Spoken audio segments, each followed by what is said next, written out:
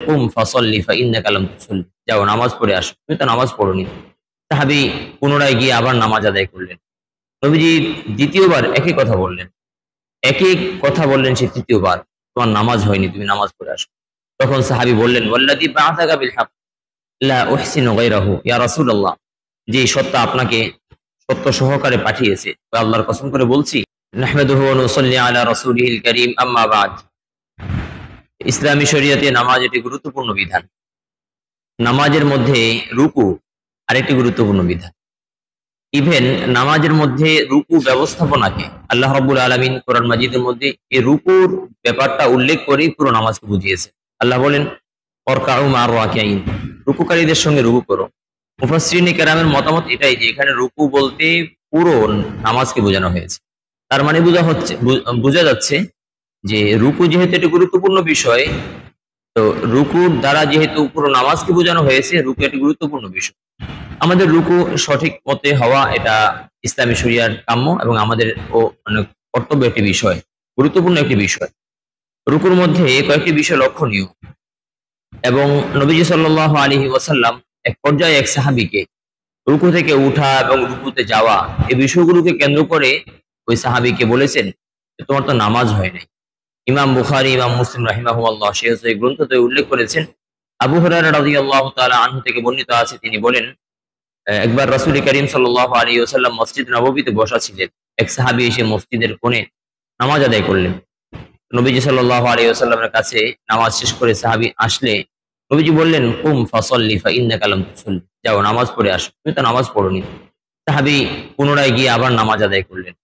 নবীজি দ্বিতীয়বার একই কথা বললেন, একই কথা বললেন সে তৃতীয়বার, তোমার নামাজ হয়নি, তুমি নামাজ পড়ে আসো। তখন সাহাবী বললেন, ওয়াল্লাযী বা'আসাকা বিল হক লা উহসিনু গায়রাহু, ইয়া রাসূলুল্লাহ, যে সত্তা আপনাকে সত্য সহকারে পাঠিয়েছে, আল্লাহর কসম করে বলছি, আমি এর চেয়ে সুন্দর আর নামাজ তো পড়তে পারি না, আমি কিভাবে নামাজ পড়ব?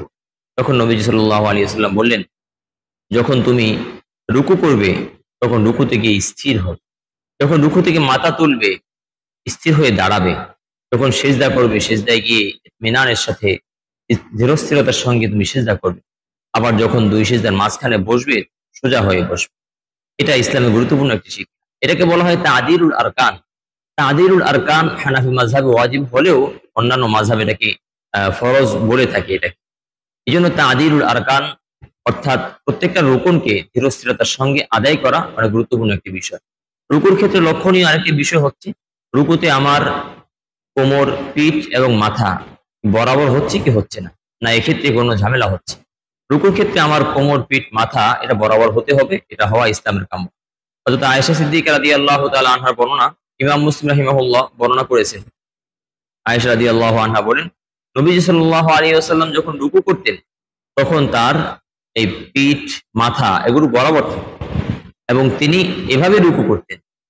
এবং নবীজি সাল্লাল্লাহু আলাইহি ওয়াসাল্লামের আরেকটি বর্ণনা থেকে আমরা এই বিষয়টি স্পষ্ট পাই। রাসূল বলেছেন, যখন ইযা উকিমাতিস সালাহ ফালা তা'তুহা তাসআউন ওয়া আতুহা তামশুন আলাইকুম বিস-সাকিনাতি ওয়াল ওয়াকার, নামাজের মধ্যে ধীরস্থিরতার শিক্ষা শুধুমাত্র নামাজ শুরু হওয়ার পরেই নয়, বরং নামাজ পড়ার যখন সিদ্ধান্ত নিবে, যখন নামাজ পড়তে আসবে, তখনও তুমি স্থিরতার সঙ্গে, দৃঢ়তার সঙ্গে এই নামাজকে আদায় করতে আসতে হবে। নামাজ পড়তে এসে তাড়াহুড়ো করা যাবে না। আমাদের মধ্যে কতক মুসল্লি এমন থাকে যে ইমাম সাহেব নামাজ শুরু করে ফেলেছেন, তিনি মাত্র উজু করছেন, তো তিনি মাথায় চিন্তা করলেন যে ইমাম সাহেব তো অদ্দুহা শুরু করেছেন, আমাকে খুব দ্রুত উজু করে একটা দৌড় দিয়ে গিয়ে ইমামের সঙ্গে যুক্ত হতে হবে, অন্যথায় কিন্তু প্রথম রাকাত পাবো না। তখন তিনি দৌড় দিতে গিয়ে তার অ্যাক্সিডেন্ট হওয়ার সমূহ আশঙ্কা থাকে এবং তার হার্টবিট বেড়ে যায়। এই অবস্থায় তিনি নামাজে অ্যাটেন্ড করেন, তখন নামাজের মধ্যে মনোযোগিতা আর সে ধরে রাখতে পারে না।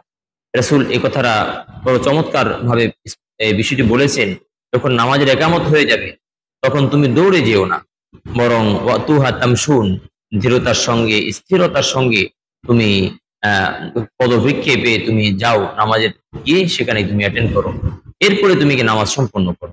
এই জন্য নামাজের মধ্যে দুটি বিষয়, একটি হচ্ছে নামাজের মধ্যে রুকু কিভাবে করব, দ্বিতীয় হচ্ছে নামাজের মধ্যে প্রত্যেকটা রুকু আমি কিভাবে সম্পাদন করব, আদায় করব। এই দুটি অনেক গুরুত্বপূর্ণ বিষয়। আল্লাহ রাব্বুল আলামিন আমাদেরকে এই দুটি বিষয়ে স্মরণ রাখার তৌফিক দান করেন। আমিন ওয়া আখিরু দাওয়ানা আলহামদুলিল্লাহি রাব্বিল আলামিন।